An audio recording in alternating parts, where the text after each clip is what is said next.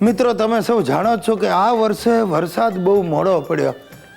વરસાદ નહોતો પડ્યો એટલે લોકો ત્રાસી ગયા હતા. ગામે ગામ પ્રાર્થના સભા, યજ્ઞ અને મૌન રેલીઓનું આયોજન થયું હતું. મને વિચાર એ આવે કે વરસાદને ને મૌન રેલીને શું સંબંધ પણ હશે, આપણે કાંઈક કરવું. પાછળથી ખબર કાઢતા મને જાણવા મળ્યું કે મૌન રેલીમાં મૂંગા બેરા વિદ્યાર્થીઓ જ જોડાયા હતા.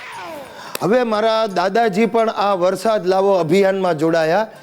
એમણે મને આવીને કહ્યું, ગિરિયા તું જાણે છે, હું નાનો હતો ને ત્યારે છપ્પનિયો દુકાળ પડ્યો તો છપ્પનિયો વરસાદ પડે નહીં, અમે બધાએ યજ્ઞ કર્યો ત્યારે મેઘરાજા રીઝાયા અને પડ્યા. હવે મારા દાદાજી અમારી સોસાયટીમાં યજ્ઞ કરવાનું નક્કી કર્યું. બધા ડોસા ડગરાઓને નવરાઓને ભેગા કરી અને લાકડા ખરીદી લાવ્યા ફાળો કરીને. હવે લાકડા હતા લીલા. જેવો યજ્ઞ પેટવ્યો અને ધુમાડાના ગોટે ગોટા શરૂ થયા. સાહેબ, જેટલા લોકો બેઠા હતા બધાની આંખમાંથી દડ દડ દડ આંસુ પડવા માંડ્યા, પણ વરસાદનું એક ટીપું ન પડ્યું. લોકોએ આવીને મને ભૂંડી ગાળો દીધી. સુશલીએ મેઘરાજાને રીઝવવા માટે સોસાયટીમાં અખંડ જાપ રાખ્યા. બધી સોસાયટીની બહેનોએ ભેગા થઈને કર્કશ અવાજે તાબોટા પાડી પાડીને ગીતો ગાયા. કાલે મેઘા પાણી તો બરસા, પાણી તો બરસા.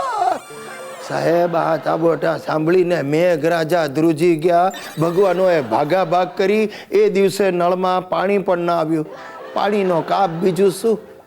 પણ છેવટે 4 દિવસ પહેલા ગાજવીજ વાવાઝોડા સાથે ધોધમાર વરસાદ પડ્યો.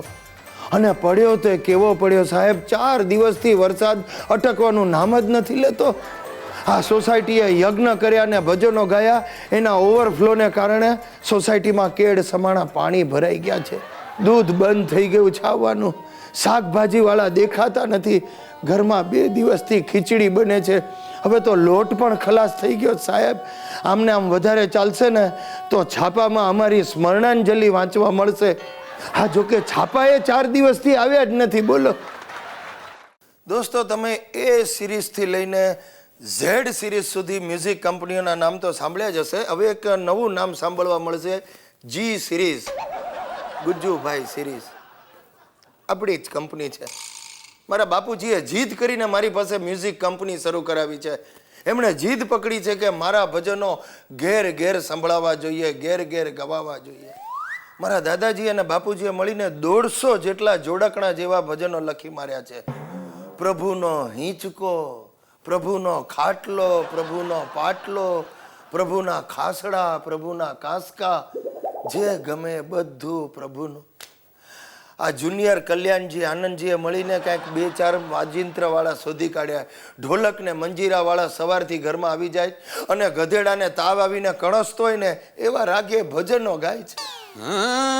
કણકણમાં પદુડાજી, મણમણમાં પદુડાજી, ભાતમાં પદુડાજી, દાળમાં પદુડાજી. અરે ગિરીશ્યા, પદુડા બાપાના ભજનો લખાઈ ગયા છે અને આજે એનું રેકોર્ડિંગ રાખ્યું છે.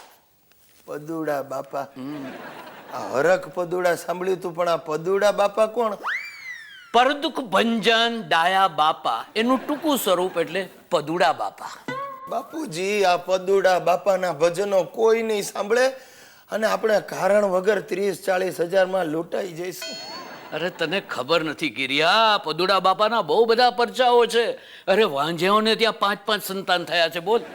અરે આવું જ તમે મને પોપટિયા ગઢના સિસોટી માતા વિશે કહ્યું હતું, પણ સિસોટી માતાની એક સીડી વેચાઈ નહોતી.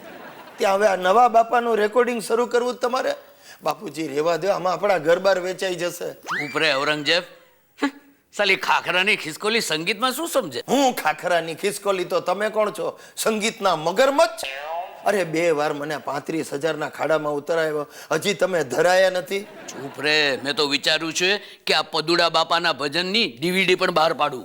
અરે પગે લાગુ છું મારા હરખ પદુડા બાપા, તમે આ પદુડાનું ભૂલી જાઓ. શક્ય જ નથી ગિરિયા. હું જાઉં છું રેકોર્ડિંગ કરવા. શ્રીખંડમાં પદુડાજી, પાત્રામાં પદુડાજી, પદુડાજી પદુડાજી, ક્યાં ક્યાં છે પદુડાજી? આ પદુડા બાપા મારી પીદુડી કાઢી નાખશે, તમે જોયા કરો.